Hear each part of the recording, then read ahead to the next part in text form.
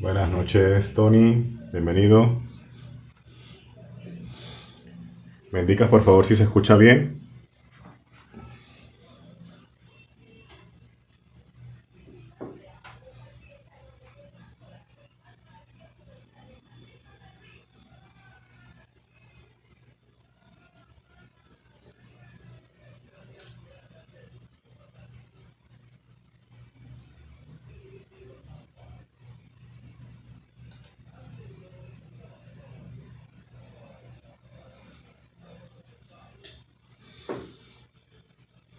Hola, Chuenli, amiga, bienvenida. ¿Se escucha bien, amiga?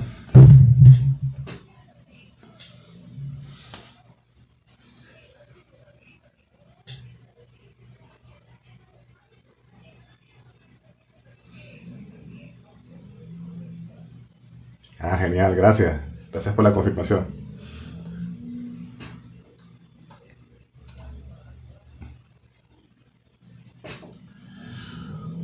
Bueno, aquí estamos haciendo este live un poco cortito para estar un ratico acá. Y como siempre, para hablar acerca de los viajes astrales, del mundo onírico, ayudarlos a decodificar sus experiencias.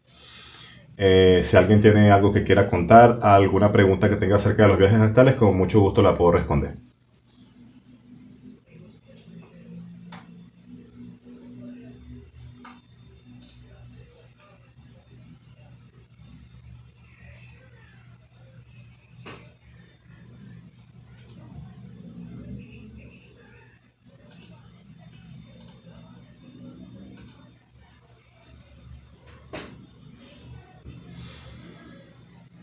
Bienvenidos todos los que se están uniendo. Como siempre, estos lives son para hablar acerca del viaje astral. Genial, amiga. Espero esa información.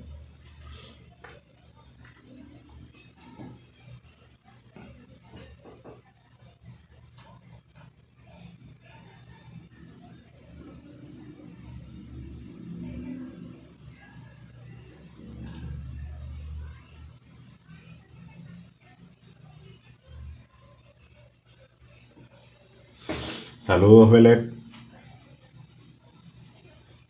Bienvenidos todos los que se están uniendo. Voy a interesar un poquito esto acá.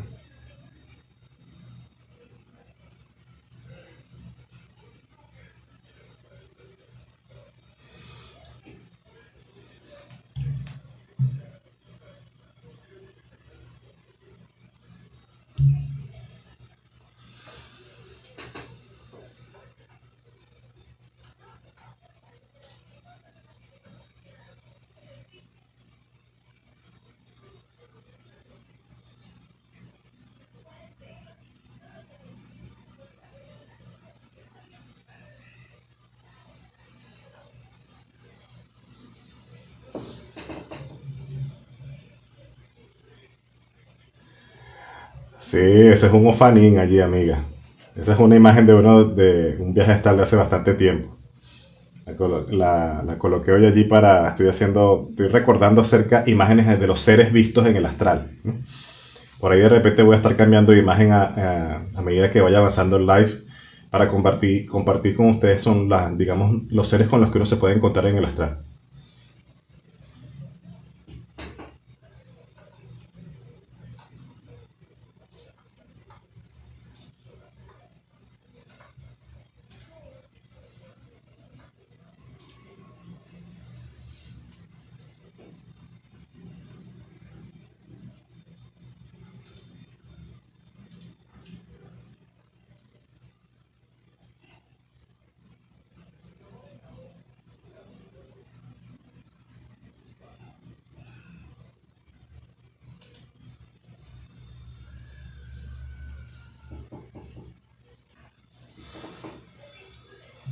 Bienvenido a todos los que se están uniendo. Como siempre, estos lives son para hablar acerca de los viajes astrales, responder preguntas acerca del plano astral. Platícanos más acerca del maestro Joshua en el astral, de Jesús en el astral. Bueno, súper interesante. Los encuentros con Jesús en el astral siempre son para, digamos, fortalecer el plexo solar. Eso es lo que siempre trabaja el hermano maestro, por lo menos el hermano y maestro Jesús, cuando me he encontrado con él en el astral, ese es el trabajo que se hace. Y eso tiene que ver con el fortalecimiento de la autoestima, del merecimiento, de reconocerse a uno mismo como reconocer la primogenitura divina, pues, ¿no? O sea, en pocas palabras, descubrir que tienes la posibilidad de convertirte en un Cristo igual que él, ¿no?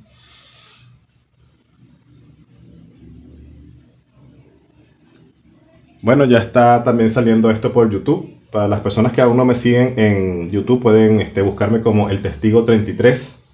En todas las plataformas estoy con ese nombre.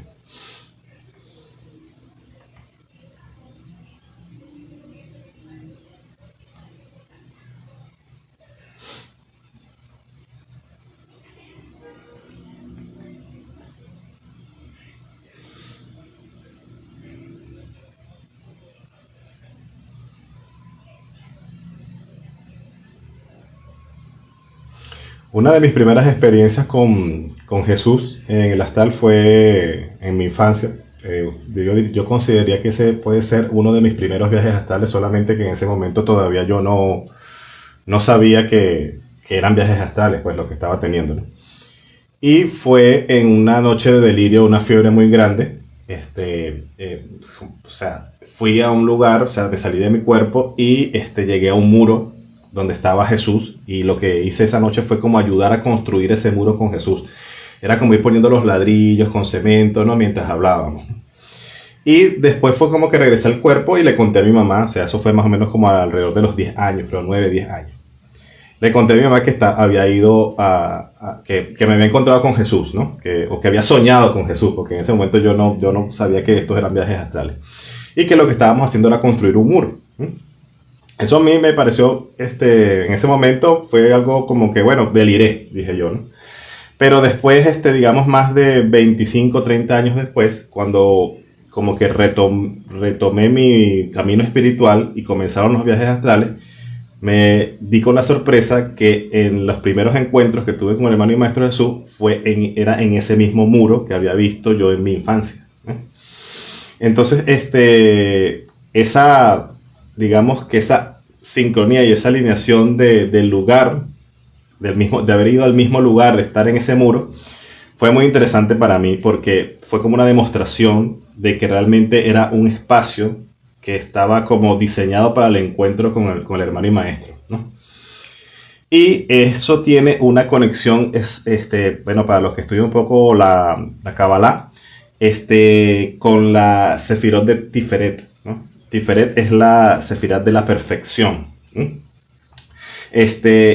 Digamos que cuando uno comienza a mapear el astral basado en el árbol de la vida, ¿no?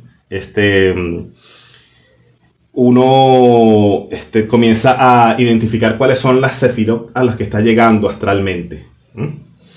Y me di cuenta que allí, en Tiferet, la configuración que tenía Tiferet para mí era siempre llegando a ese muro, como tal, ¿no?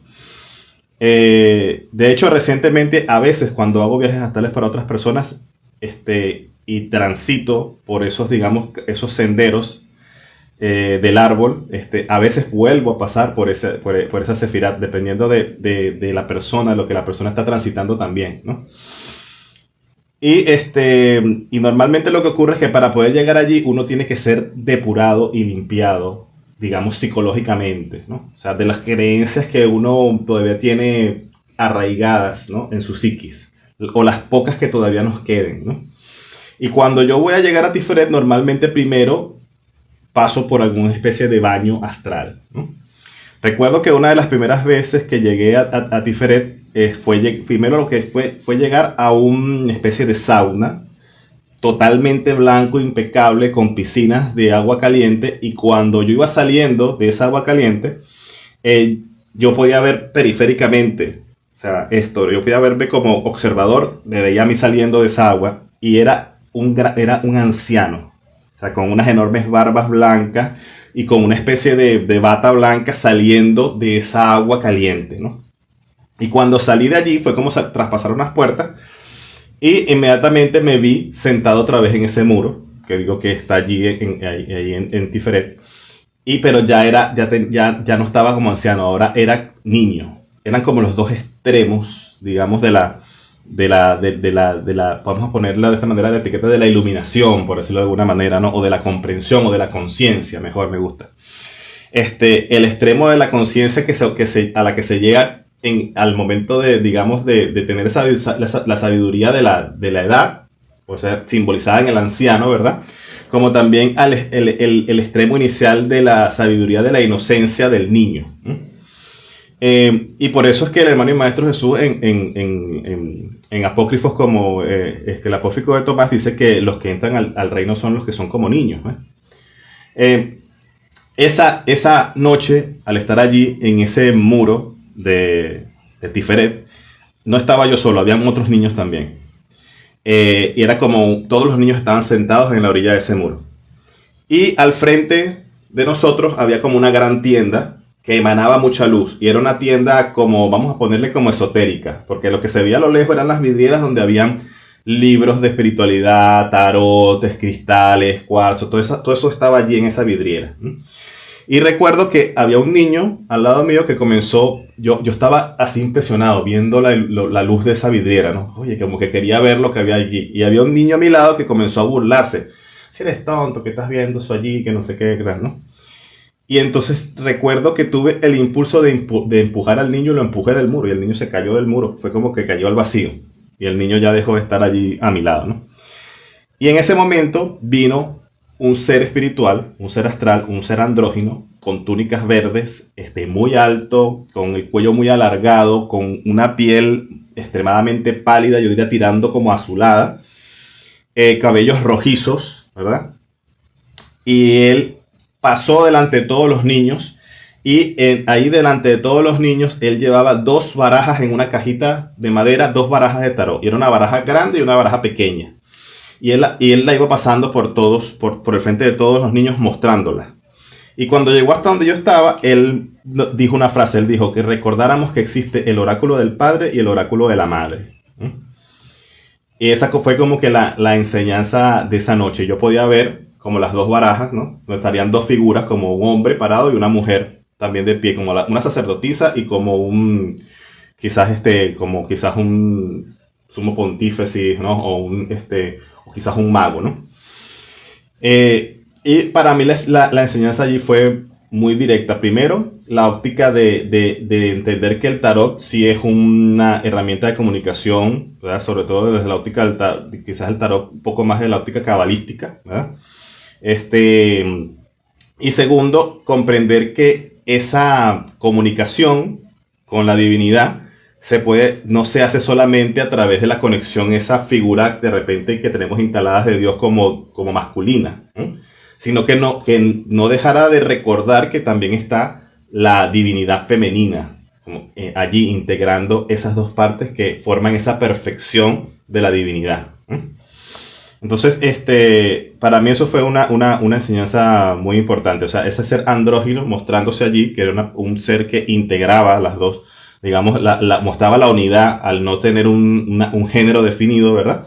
Y mostrarnos esa herramienta del tarot, explicando que a través del tarot hablaba tanto la divinidad femenina como la masculina. Entonces, por ejemplo, esa fue una experiencia muy, muy, muy interesante para mí, por ejemplo, de cómo uno se va mapeando a uno mismo y que normalmente uno necesita tener como herramientas para poder, digamos, organizar la forma en que está circulando el astral. Y una herramienta muy interesante es la utilización de los senderos del árbol de la vida.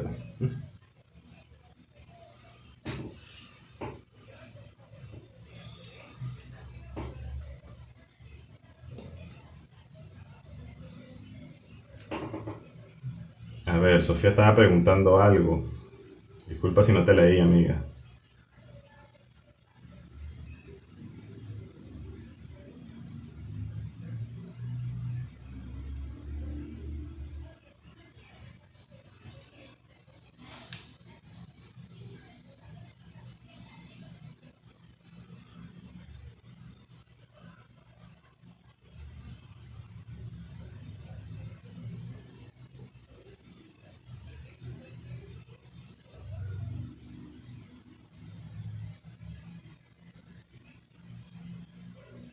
Gracias a los que se están uniendo, a los que están dando like. Como siempre, estos lives son para hablar acerca del viaje astral, del mundo onírico, ayudarlos a decodificar sus propias experiencias. Si tienen alguna pregunta o algo, con mucho gusto la puedo responder.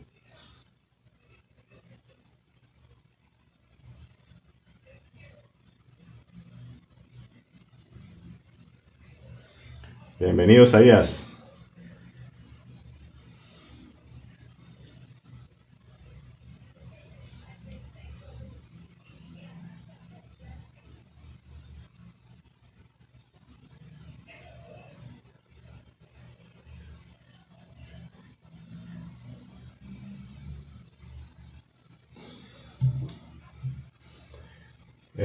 Nosgorod pregunta cómo hago para salir del cuerpo después de la vibración. Bueno, mira, cuando llega esa vibración, lo que te recomiendo es que te trates de relajar lo más posible y que evites entrar en el miedo, porque si la vibración te causa miedo, no vas a poder salir. El miedo o cualquier cambio brusco de emoción es enemigo del viaje astral. O sea, si tú estás tratando de salir del cuerpo o incluso ya saliste del cuerpo, pero ocurre algo mientras estás en el astral que te haga cambiar radicalmente, tener un pico emocional, puede ser de miedo, de tristeza, de alegría, el que sea, eso te va a hacer volver al cuerpo. Digamos, yo le digo a las emociones para mí en el astral son como eso que llaman el cordón de plata. Que, bueno, yo nunca he visto el cordón de plata, pero ese mecanismo de conexión entre, digamos, tus otros cuerpos etéricos, astrales, mentales, emocionales y el cuerpo físico son las emociones. Entonces, lo que necesitas es controlarte al momento de estar sintiendo las vibraciones para no atemorizarte o no emocionarte de más, porque eso va a evitar que salgas. La otra cosa que te puedo recomendar, amigo, es que tienes que practicar mucho la meditación. Tienes que tener un hábito de meditación diaria. Porque esas vibraciones, la parálisis del sueño, todos esos fenómenos que experimentamos cuando estamos en nuestros primeros desdoblamientos tienen que ver con que tú tienes un proceso de cambio de frecuencia muy lento. Y tú cambias de frecuencia o elevas tu vibración o la bajas, porque también podemos bajarla para entrar al bajo astral. Ocurre en tu caso muy lentamente. Entonces, como ocurre tan lentamente, ¿verdad? Que no logras llegar a la frecuencia de destino de manera rápida. Entonces, cuando estás a punto de llegar a la frecuencia de destino o estás saliendo de la frecuencia origen, por decirlo de alguna manera, si te quedas mucho tiempo en alguno de esos dos puntos, vas a experimentar lo que se llama el batimento, que es una vibración, que es un choque de ondas. Esa es la forma en que esa es, digamos, la explicación por la cual se producen esas vibraciones. Yo tengo un video específicamente donde muestro este fenómeno a través del uso de la música a través del sonido de las cuerdas de la guitarra, donde se puede ver específicamente cómo ocurre ese choque de frecuencias cuando las dos ondas comienzan a acercarse. Para poner un ejemplo más detallado, imagina que tú vas a donde está tu siguiente cuerpo, tu cuerpo etérico, tu cuerpo astral o el plano al que estás yendo está en una frecuencia, vamos a ponerle 550 Hz. Y tú estás ahorita aquí en esta densidad, ¿verdad? Donde la frecuencia es, vamos a ponerle 80 Hz. O sea, y tú, a través de la meditación, de la visualización, de la relajación, tú lo que haces es elevar esa frecuencia. O sea, pasar de 80 a 100, a 200, hasta que llegas a 500 y logras alcanzar ese siguiente cuerpo. Cuando tú estás elevándote, cuando estás saliendo, o te quedas mucho tiempo allí en 85, en 82, o sea, pegadito de la frecuencia de origen, y eso comienza a crear un choque de frecuencia y comienzas a sentir la vibración.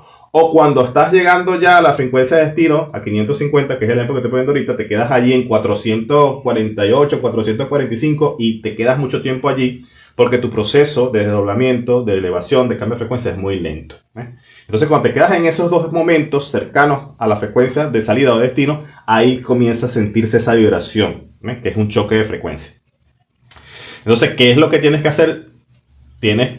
Hay dos cosas, pues, o sea, la primera es aceptar la vibración en un inicio como algo natural de la experiencia, no atemorizarte. O sea, darte el chance de relajarte lo suficiente para que termines de alcanzar la frecuencia a la que estás apuntando. Y la otra cosa es practicar la meditación, practicar la respiración, practicar los mecanismos de entrar en estados alterados de conciencia que sean comunes para ti, para que ese proceso de cambio de frecuencia se haga rápido.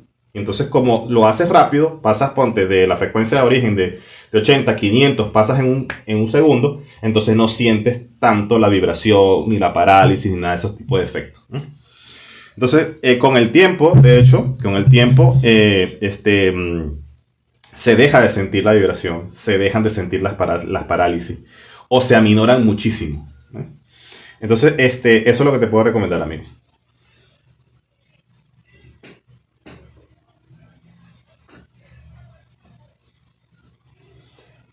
Con práctica, exacto. Y como te digo, toma en cuenta lo de la meditación. La meditación es base para todo tipo de trabajo mágico, espiritual, viaje astral, o sea, en la meditación es clave, ¿eh? Porque la meditación, además de ayudarte con el cambio de frecuencia, te ayuda a dominar la mente. Y la mente es precisamente lo que te hace sentir miedo, lo que te hace, digamos, desfigurar las cosas que estás viendo en el mundo espiritual. O sea, necesitas dominar la mente, y a la meditación te da eso, pues te da el control de tus pensamientos, o sea, el poder aquietar el estanque como tal, ¿no? Entonces, meditar es clave.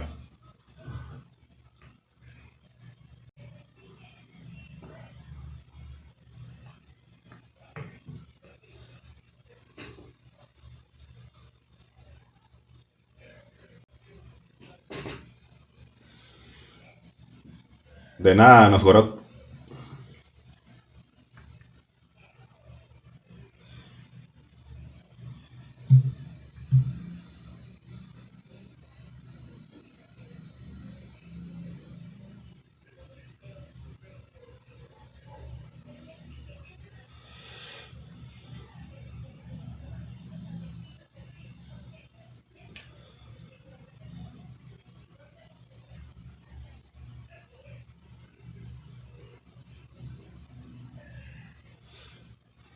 recuerdo justamente también una experiencia de encuentro con esa energía crística en ese muro, del cual hablaba hace rato.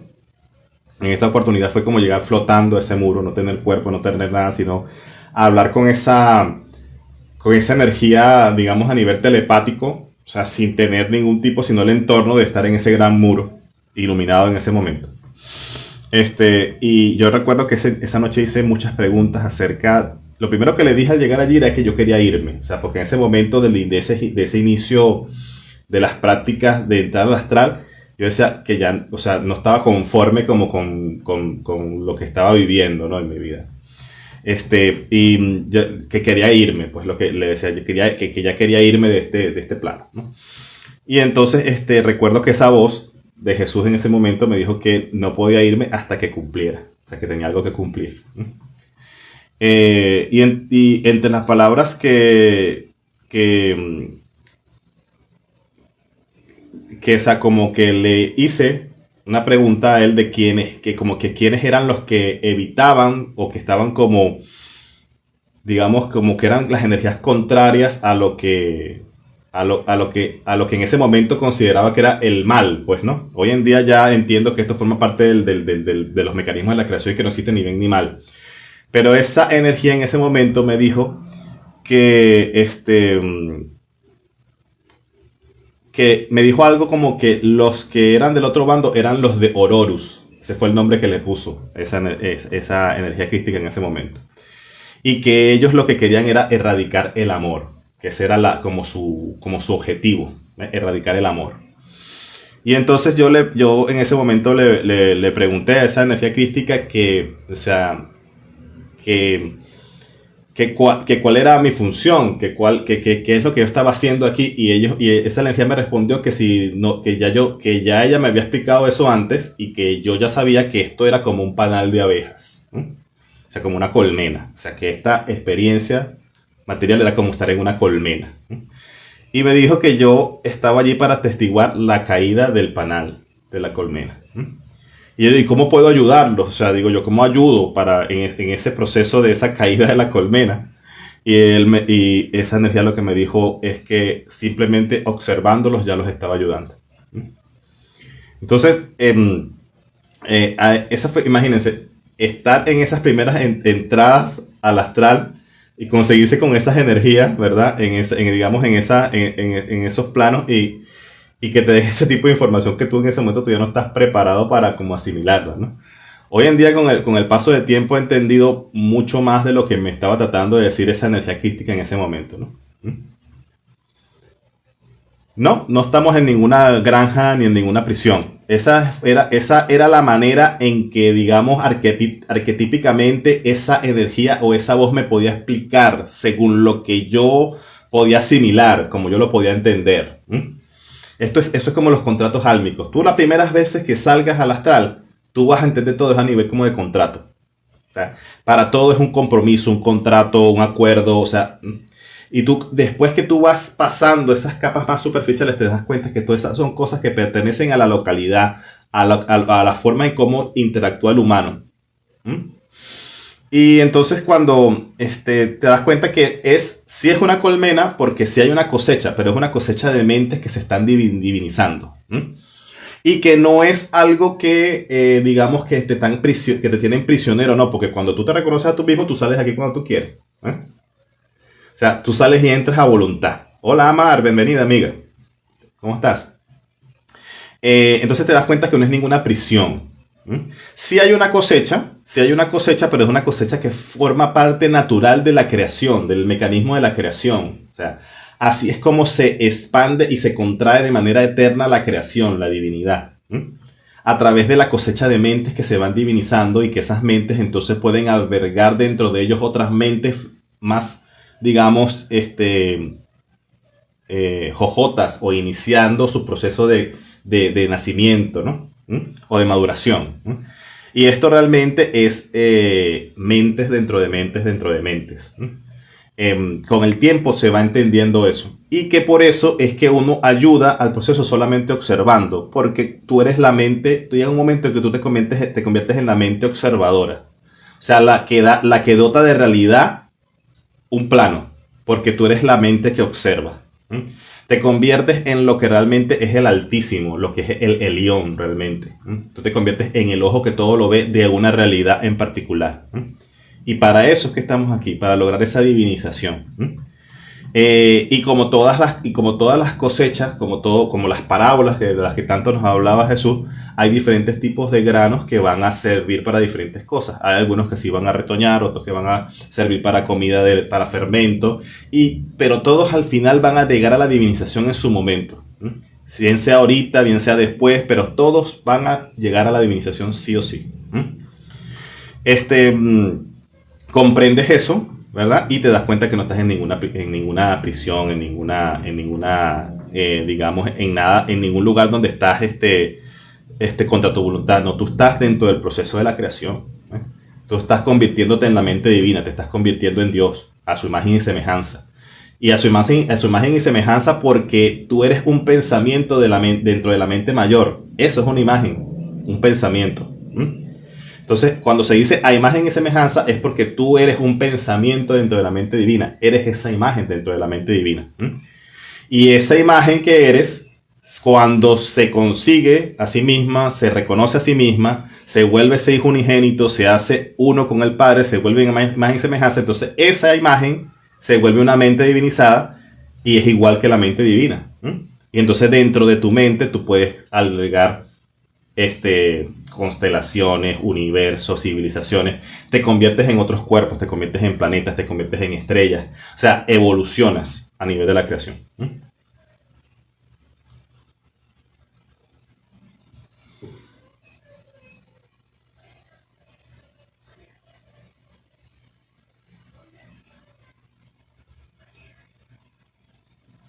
Te cosechan la energía, dice Nelson.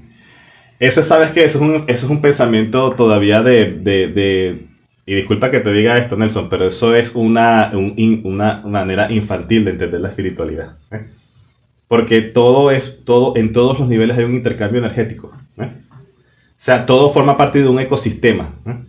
Pero ¿qué pasa si tú te das cuenta que tú eres la energía infinita cuando te haces uno con tu fuente, con tu creador, con tu padre, con el universo, con la fuente divina, con el nombre que le quieras dar? Cuando te haces uno con eso, no eres la fuente infinita de energía. Entonces, ¿por qué te preocupas tanto de que tu energía sea dada, ¿verdad? Para que se cree más creación, se expanda la creación, se cree más materia. Esa es tu función, realmente, ser un dador. Ese es el verdadero amor. Eso es lo que realmente es convertirse en la divinidad. Ser un dador. Entonces, tú tienes que saber que sí, vas a dar esa energía, pero eres una fuente infinita de esa energía. Entonces, ¿qué tanto la cuidas? Más bien tienes que soltar el miedo, dejar los arquetipos conspiranoicos. Y buscar esa unidad con el verdadero Padre, inconocible.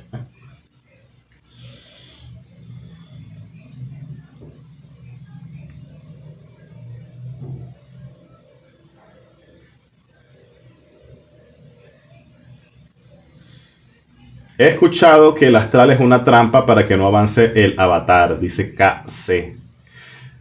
No es así. Mira, lo que pasa es que tú tienes que identificar en qué dirección tú vas a estar caminando en esa serpiente urobórica.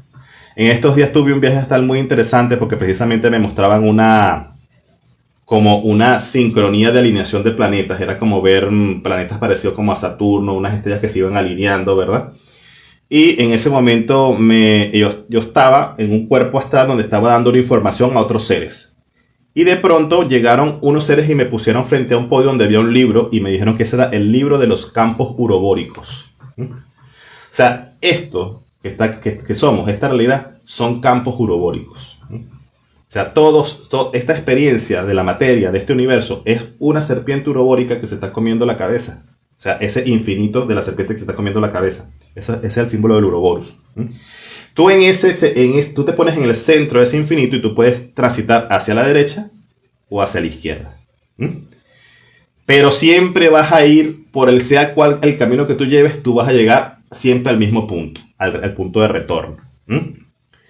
Entonces, cuando tú tienes que decidir hacia dónde vas a caminar. Vas a caminar para la izquierda, que vas a caminar hacia cada vez densificarte más, hacia cada vez tener más materia, a perfeccionar cada vez más el cuerpo. Es una elección y está correcta. Hacia ese camino tú vas a llegar igual a la unidad, al infinito, digamos, a rozar la eternidad, a rozar a ese Padre inconocible. Y eso es una decisión.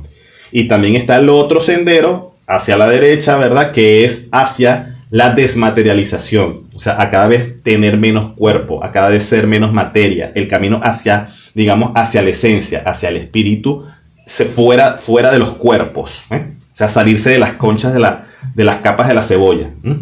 Ese es otro camino. Son como dos caminos que tú tienes los dos te van a llevar a lo mismo. Te van a llevar a rozar la eternidad. Bien sea a través de la densificación, de lo que mal llamamos oscuridad, o de la iluminación, de lo que llamamos normalmente también luz. Entonces, el detalle es que las personas en su duda están siempre que caminan 2 pasos para la izquierda y 3 para la derecha. Lo que hacen es retroceder, nunca avanzan en ningún sentido. Hay que tomar una decisión. Cualquiera que sea tu decisión, está bien. Si tú quieres fortalecer la materia, tú quieres evolucionar dentro de la materia, elige densificarte. Eso sí, si eliges densificarte, entiende cómo funciona la eternidad de la materia. Entiende que vas a tener una seguidilla infinita de nacimiento, crecimiento, muerte, o de creación y destrucción y recicle y todo eso, porque así es que evoluciona la materia. O sea, que la materia llega a un tope, se destruye, muere y renace y vuelve y se va perfeccionando cada vez más. Así es que se llega a las civilizaciones más elevadas humanas, hacia las 12 humanidades. Ese es un camino que es perfecto, o sea, y es elegible. Y también está el otro camino donde ya no deseas más materia, sino que deseas menos materia, ¿verdad? Y entonces transitas el otro. Cualquiera de los dos son válidos, como digo. Tú eres el que elige digamos, qué sendero vas a seguir. Y en ambos senderos hay esencias crísticas. Hay, digamos, maestros que se cristificaron enseñando a soltar la materia. La iluminación, el nirvana de Gautama. Pero hay otros maestros que vienen a enseñar la iluminación dentro de la materia. Y ahí es donde caemos en las figuras de los anticristos. que son tan condenados por las religiones, pero no, son seres que también se cristifican, pero están caminando en el otro sentido. Y por eso le llaman anticristos, pero es un error. Simplemente son seres que se cristifican, pero que vienen a perfeccionar la materia, la humanidad. Y esos son los que van a reinar 1000 años de luz después del arrebatamiento y todo eso. O sea, todo forma parte del mecanismo de la creación. Nosotros, los humanos, somos los que elegimos ponerle la etiqueta de malo o bueno a las cosas. Y normalmente distorsionada otra por las religiones. Entonces, cuando uno comienza a lograr tener esa estructura mental, ¿verdad? Eres capaz de recibir ese caudal de información. Y entonces optas a poder ver muchísimas cosas y partes de la creación, porque ya no eres una mente que va a salir hacia lo que está detrás del velo con una óptica destructiva y condenadora, sino que sales a ver lo que está detrás del velo con una óptica de aceptación de que todo forma parte de la creación. Entonces eso es lo que se necesita para que tú puedas ser un libre transeúnte. Entonces mientras tanto son solamente distorsiones y creencias erradas, y mientras tengas creencias erradas no vas a ser, digamos, candidato idóneo para que te puedan dejar ver con libertad lo que está detrás del velo, cómo funciona el mecanismo.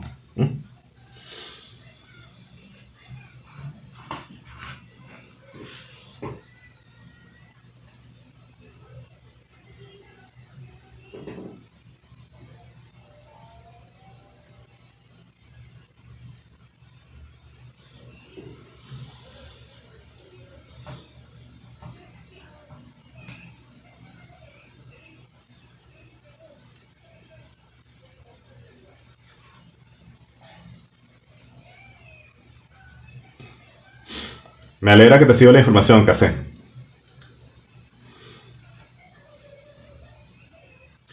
Por ahí había alguien que me estaba diciendo: el carcelero de este mundo es el demiurgo. Vamos a ver si puedo, que no sé cómo se usa esto exactamente.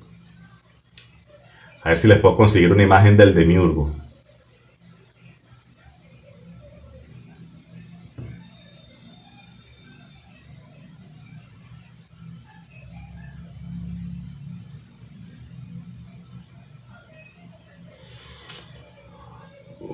Tener que hacerme aquí un día esto, vamos a poder hacer un live de prueba nada más para ver cómo se maneja esto.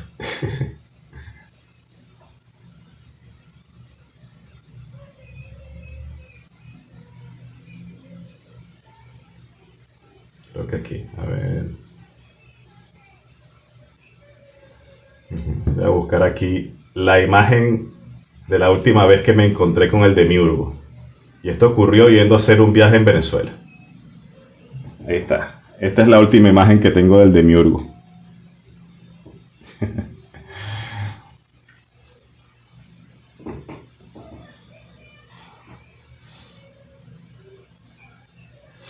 Para mí ese fue un viaje muy interesante, porque eso lo estaba haciendo para una persona que me pidió una consulta en Venezuela. Y ese día se estaba viendo que estaban ocurriendo ciertas, digamos, eventos militares, ¿no? Había como disturbios en Caracas, ¿no? Y por un momento fui como atrapado o llamado por esa energía demiúrgica, ¿no? Y recuerdo que por un instante hubo una voz telepática que me dijo el verdadero nombre o el nombre del demiurgo en ese momento. Bueno, el demiurgo sabemos que tiene muchos nombres, Sakla, Samael, Yaldabaoth, pero en ese momento me dijeron otro de los nombres del demiurgo. El demiurgo tiene muchos nombres, ¿no? Pero algo que nosotros debemos entender es que el demiurgo es una parte de nosotros mismos. El demiurgo es una mente que descubrió su divinidad, descubrió que es Dios, ¿verdad? Alcanzó un nivel de ser cosechable, pero se extravía en ese momento de su divinidad. O sea, no acepta, o al conquistar esa parte de sí mismo, donde se da cuenta de que es un Dios, ¿verdad? Se confunde al no entender que igual sigue habiendo más capas sobre él. ¿Mm?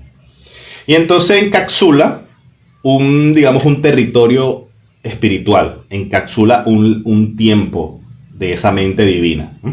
Y reina en ese tiempo, ¿verdad? Como único Dios. ¿Mm?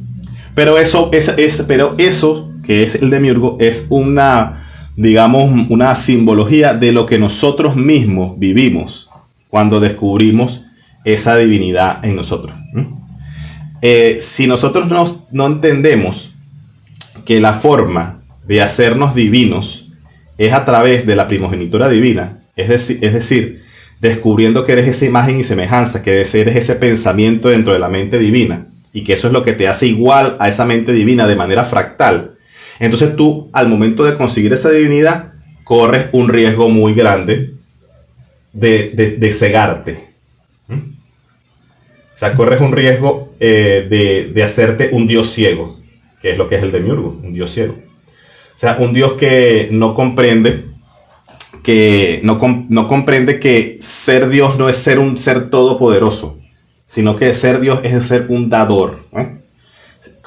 Esas son las mentes que alcanzan la divinidad, pero consideran que ser Dios es ser un gobernante. Y es un error. Es como que, bueno, vamos a decir que no es un error, es un escalón más de los que tienes que traspasar en esa creación.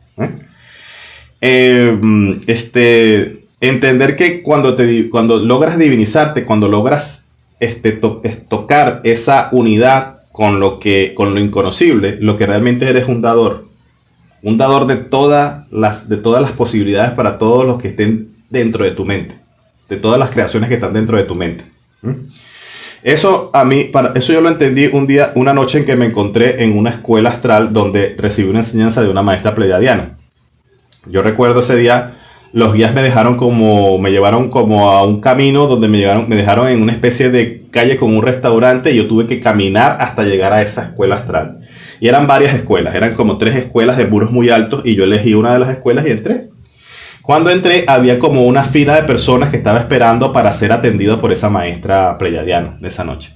Y primero nos hacían como unos test, eran como unos test físicos, de coordinación, digamos, de respuesta de tus sentidos en el astral y todo eso, ¿no? Primero como que te lanzaban unas pelotas, tú tenías que atraparlas, saltar por hacer el equilibrio. Era como probar que tus sentidos estaban totalmente conscientes en el astral.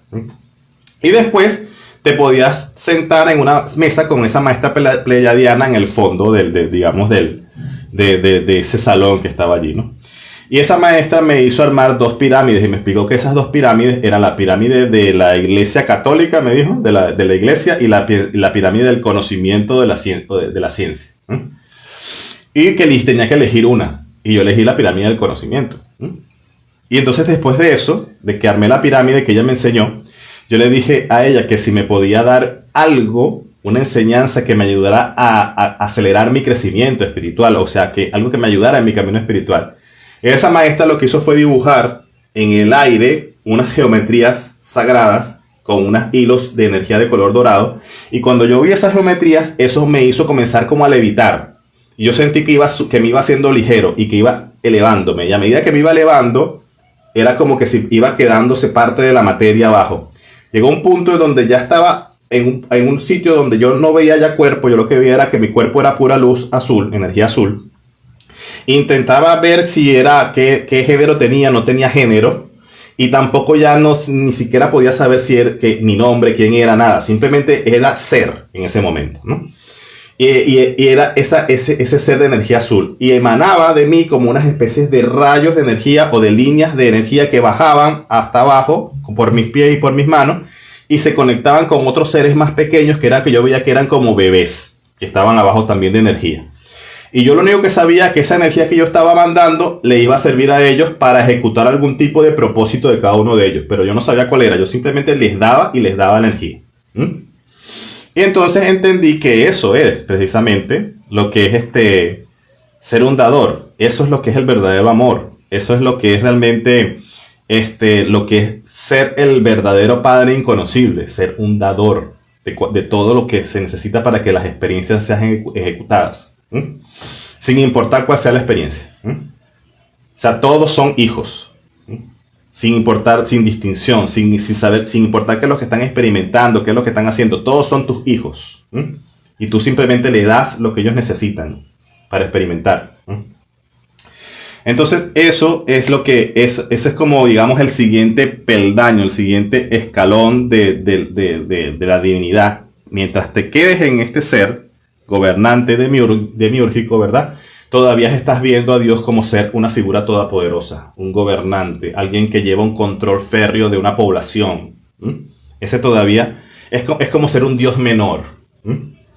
Es todavía un Dios que le falta cierta comprensión.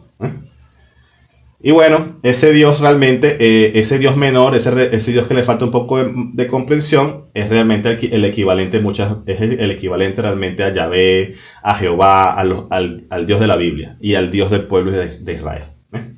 Que es el que te encuentras en Keter realmente cuando llegas a la corona del árbol de la vida. Es ese Dios realmente. Sí, es un ser elevado, digamos, de una alta potencia espiritual que ha comprendido y ha evolucionado muchas cosas, pero todavía tiene apego al gobierno y digamos, a su parcela de la creación. Tiene apego a su propia creación. Y la trata como de gobernar, ¿no? De manera férrea. Y a veces también como que a veces amorosa y a veces férrea y a veces difícil. Es como está siempre en esa dualidad, ¿no? De ser como esas diferentes facetas de ese padre, pero un padre de menor rango. De hecho, para mí,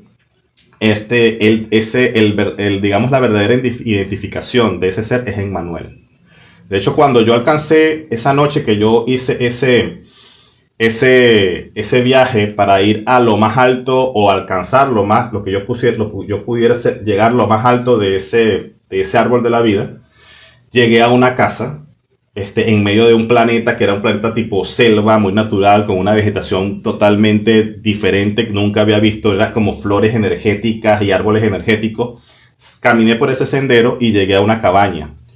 Y esa cabaña estaba un guardián en la puerta y antes de la cabaña habían muchos cocodrilos en el piso y los cocodrilos tenían todos estrellas doradas en el lomo.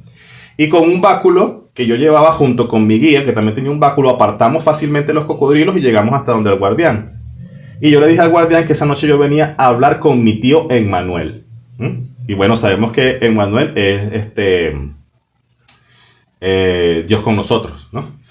Y entonces el guardián dijo: Emmanuel, gritó, aquí te vienen a visitar. Y me dejó pasar. Y cuando llegué a donde estaba él, era un anciano con túnica, ¿verdad? Y todo eso, pero este era un anciano que era como una especie de maestro de obra, como un arquitecto. Él estaba como, en ese momento estaba echando como un piso como de concreto y habían como muchas láminas de madera, columnas de madera alrededor, y era como una especie de constructor, pero un constructor antiguo, ¿no? Como quizás de otros tiempos, ¿no? Ese planeta para mí estaba cercano al cinturón de Orión, a las Tres Marías, ¿no? A esos lugares. Y era como, digamos, la identificación, o sea, la conciencia que yo llevaba en ese momento es de que ese ser realmente era mi tío, ¿eh? O sea, que no era mi padre realmente, sino el hermano de mi padre, ¿eh? Y esto tiene mucha concordancia con textos donde el mismo Jesús habla de que él tiene un hermano mayor que se llama Emmanuel, ¿eh? Claro, ¿por qué es su hermano? Porque si Jesús se hace uno con el Padre y se vuelve uno con el Padre, entonces el hermano del Padre es el tío de él cuando él encarna aquí como hijo, ¿eh? O sea, Emmanuel. Entonces, esa noche, ese fue mi tránsito ese día hacia el árbol de la vida. Y los cocodrilos tenían un simbolismo muy importante, porque la estrella de 5 puntas sobre los cocodrilos, ¿qué es lo que simboliza la estrella de 5 puntas? La estrella de 5 puntas es el dominio de los 4 elementos más el éter, ¿verdad? Que es el quinto elemento. Es el que te conviertas en mago. Una persona que logra dominar los 4 elementos y adquiere esa conexión con el quinto elemento es alguien que ya dominó sus instintos, y eso es lo que representa ese reptil, ese cocodrilo allí en ese momento. Y eso tiene otras implicaciones con el árbol clifótico, ¿verdad? O con el árbol de la muerte, que realmente todas esas sefirat todas esas sefirot tienen una cáscara que traspasar, una contracara, que está representada en una sombra de nosotros mismos para nosotros llegar a esa sefirot. Y en mi caso particular, la contracara de esa sefirot de Keter es el demonio Agares. Uno de los el demonio número 2, creo, de la clavícula de Salomón, si no recuerdo mal ahorita. Y ese demonio es un anciano que cabalga sobre un cocodrilo, exactamente, de esa manera. O sea, esa es la sombra instintiva, o sea, es una persona sabia que logra dominar su instinto.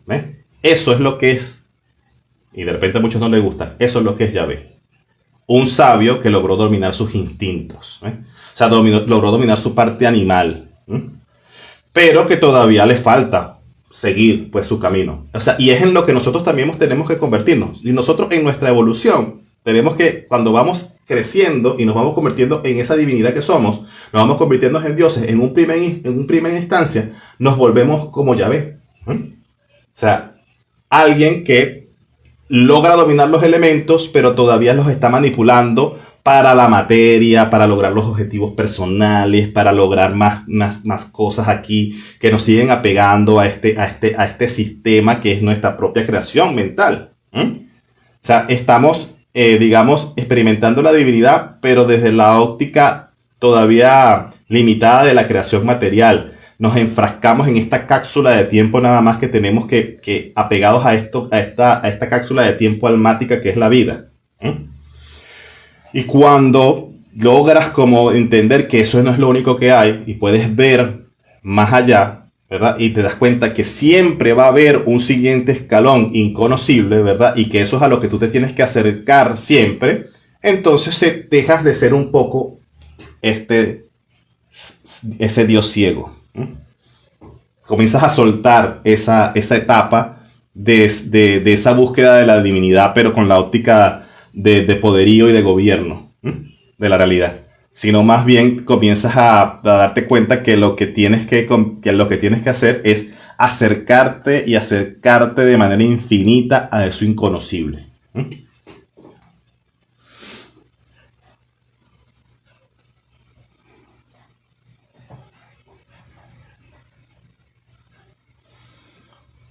Bueno amigos, me disculpan si he estado hablando como loro hoy.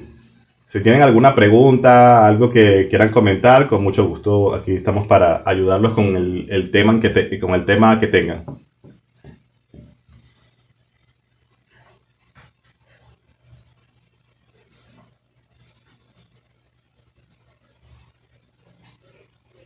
Gracias a todos los que se están uniendo, a los que están dando like.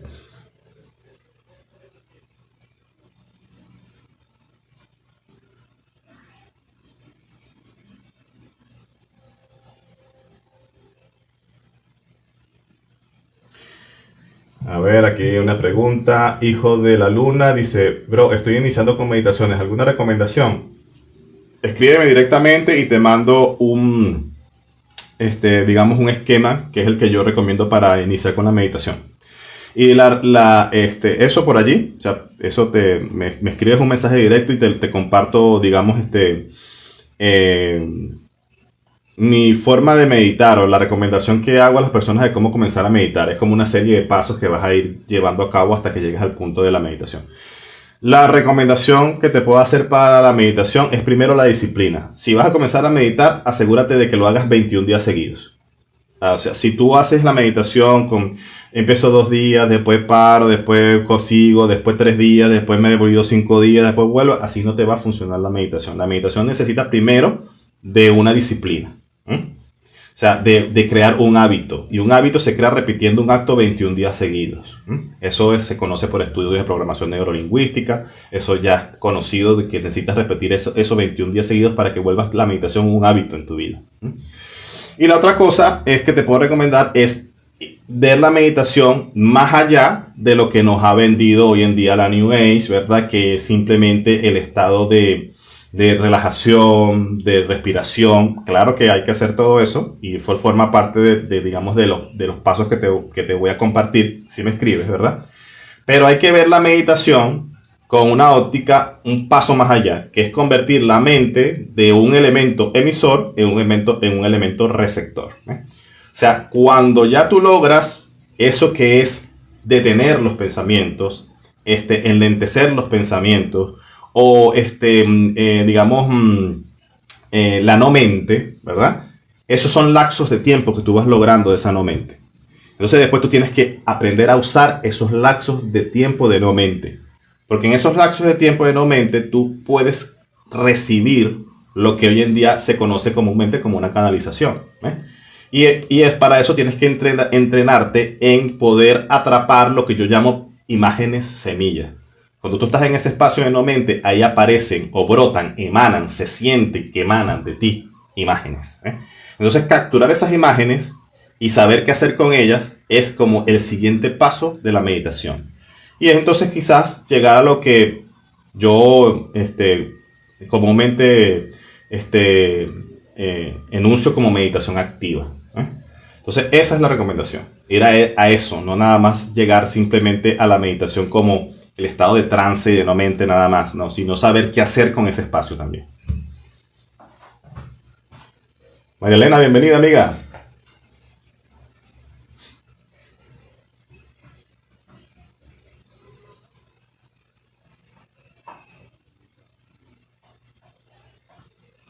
A ver.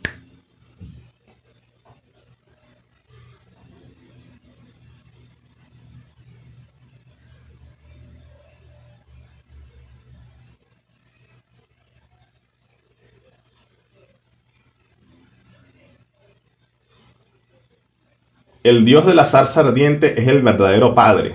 Pregunta a Monique.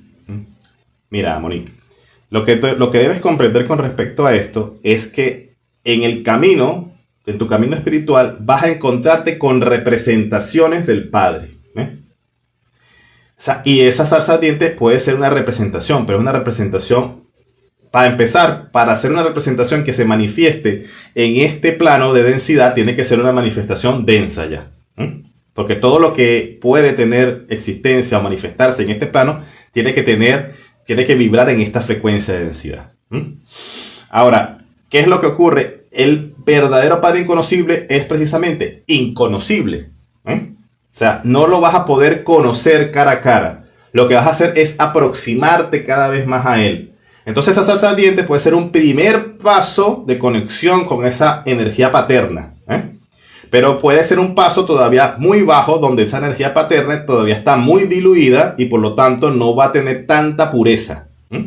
A medida que tú vas subiendo por esa escalera espiritual, tú te vas encontrando con esas representaciones del Padre más elevadas.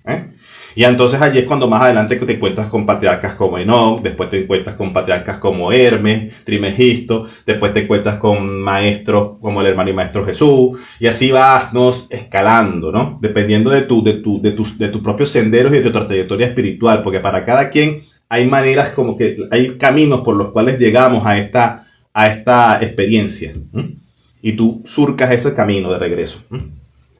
Entonces, es cada vez que se te manifieste esa energía del Padre, tú tienes que identificarla y decir, ok, esta es la energía del Padre, estoy con esa contraparte, con esa representación masculina de la divinidad, ¿verdad? Pero no te puedes, que es el error normal, no te puedes entregar de manera dogmática como buscando, este es el Padre, a este sí a este sí lo voy a alabar, a este sí me voy a arrodillar. No, son representaciones. Tú tienes que absorber el conocimiento, la enseñanza de esa divinidad paterna que se está presentando allí, ¿verdad? Pero no puedes cometer el error de dogmatizarte buscando un nombre como tal, un verdadero padre. ¿Ves? El padre verdadero simplemente va a ser el inconocible. Siempre va a ser algo que tú vas a estar persiguiendo de manera eterna, acercándote de manera eterna. Y en ese camino de acercamiento tú te vas a encontrar con partes, representaciones de esa divinidad que van a tener mayores o menores grados de pureza, incluida en el camino esta figura del demiurgo. Entonces, eso es lo que tienes que hacer el switch, hacer el clic. Porque si no, siempre vas a estar buscando una entidad con la cual dogmatizarte. Siempre vas a estar poniéndole el nombre a la divinidad, el nombre a Dios, y así no es. O sea, tú tienes que simplemente... Dios está en todas las cosas. está en todas las creaciones, ¿verdad? Y es inconocible y es esa chispa a la cual me estoy acercando porque me estoy convirtiendo en ella cada vez más. ¿Mm? Y eso es infinito y es eterno también. ¿Mm? Porque si no fuese, si ese camino de acercamiento no fuese infinito, no fuese eterno, entonces no sería un camino hacia Dios, porque Dios es omnipresente, es infinito, es eterno, es autogenerado. Si le quitamos eso y queremos ponerle como un peldaño, aquí llegué, ya este es Dios, deja de ser Dios. ¿Eh?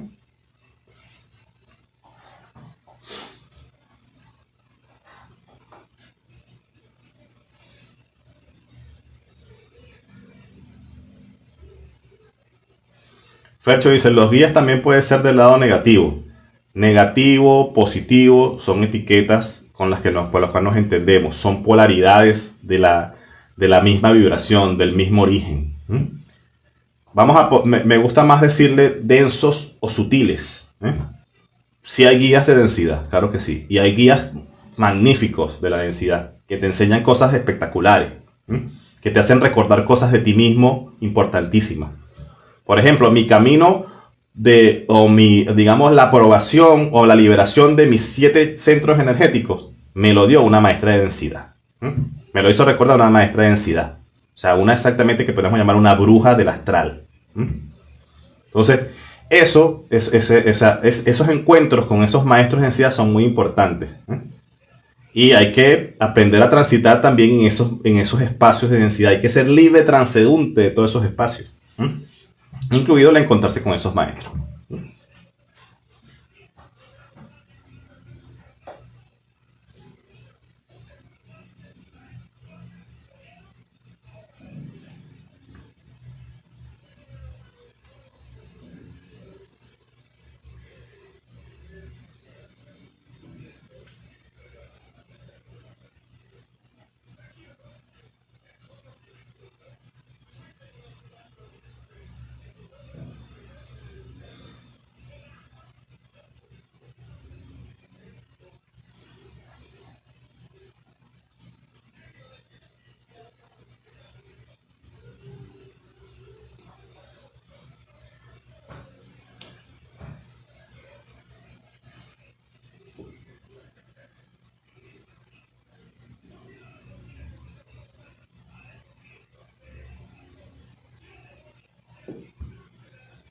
Voy a seguir poniendo imágenes aquí hoy, que estoy compartiendo imágenes con esta imagen que está aquí. A ver,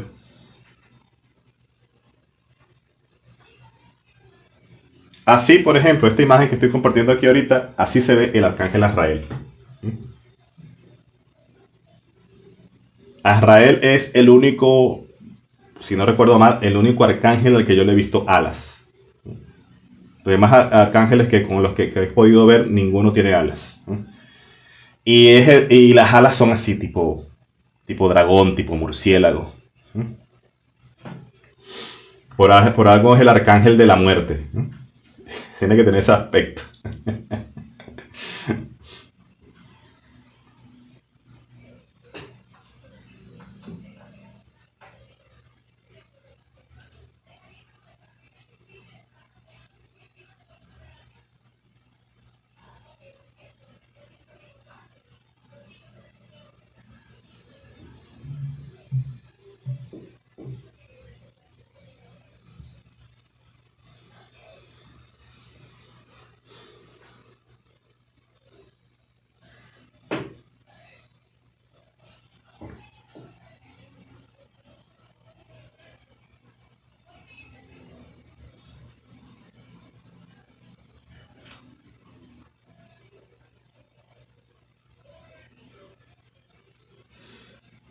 Bueno amigos, hoy es un live corto. Realmente, bueno, empecé el live con poca batería todavía porque estaba terminando de hacer unos trabajos para otras personas. Quiero aprovechar para comentar que están disponibles las sesiones de tarot nuevamente para las personas que estén interesadas en recibir o tener una lectura de tarot conmigo. Pueden agendar una consulta. Y también están disponibles los cupos para viajes astrales para la próxima semana, para los que quieran atender una sesión conmigo. A ver, déjenme leer unas últimas preguntas. Fercho dice una pregunta un poco curiosa. Los que están del otro lado, a pesar que no se mide el tiempo que hacen. que no se mide el tiempo. Si hay creación, siempre hay tiempo. El tiempo se creó junto con la creación de la mente. El tiempo es necesario para que las deidades menores, los dioses menores, puedan controlar o tener espacios espirituales dentro de la divinidad, dentro de la mente divina. El tiempo lo que hace es distorsionarse, dependiendo de a qué rango de frecuencia vas tú. Si vas al bajo astral, un lapso que aquí puede considerarse de repente, por decir 5 minutos, en el bajo astral puede ser horas. Porque cuando entras a la densidad, allí el movimiento es muy lento, la vibración es muy lenta. Entonces, un lapso corto de tiempo aquí en la realidad, mientras tú estás viajando, astralmente, estás durmiendo aquí, duermes 10 minutos, si vas al bajo astral, se vuelve horas. Y al revés, si estás aquí, estás haciendo tu viaje astral y aquí tú duermes 1 hora, por ejemplo, y entras al alto astral, allí en el alto astral la vibración es muy rápida, los cuerpos se mueven a hipervelocidad, velocidades cercanas a la luz. Entonces se hacen muchísimas acciones y tú lo que tienes son como destellos de tantas cosas que se hicieron en el viaje astral, ¿verdad? Pero cuando regresas acá, ¿verdad? 5 minutos que tú hayas pasado en el alto astral, aquí en esta realidad se distorsiona y se vuelve mucho tiempo. Entonces, eso es lo que ocurre. Pero mientras exista creación, siempre va a existir tiempo.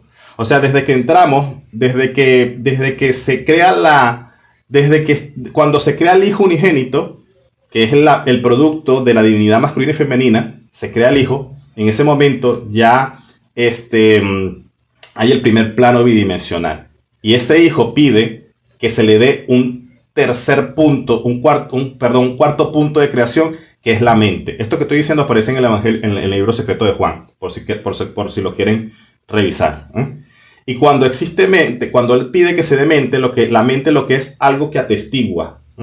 Y si hay algo que atestigua, la mente es ya la diferenciación entre una imagen que estás recordando, la observación y la proyección de lo que puede ocurrir. O sea, ya existe tiempo cuando existe mente. Entonces, el tiempo forma parte de la creación. Si hay creación, hay tiempo. Y ese tiempo se distorsiona dependiendo de qué frecuencia entras tú, de qué velocidad del caudal astral o de la luz astral vas tú. Entonces, bueno, espero que te sirva la respuesta. Y me voy despidiendo por ahora, amigos. Voy a estar haciendo otros lives seguramente esta semana. Gracias a todos los que estuvieron presentes, a los que hicieron sus preguntas. Tocayo, bienvenido. Ya me estoy retirando, hermano. Me estoy quedando sin batería porque, bueno, empecé hoy el live un poco tarde. Les mando un beso y un abrazo a todos. Y como dije, les recuerdo que están abiertas las consultas astrales y las lecturas de tarot también para las personas que estén interesadas en de repente una interpretación de su realidad de una óptica un poco más apegada a lo terrenal. Para eso están las lecturas de tarot. Y los que quieran explorarse más profundamente, les recomiendo el viaje astral. De nada, Mark. Gracias a ti por estar aquí. Les mando un beso y abrazo a todos. Chao.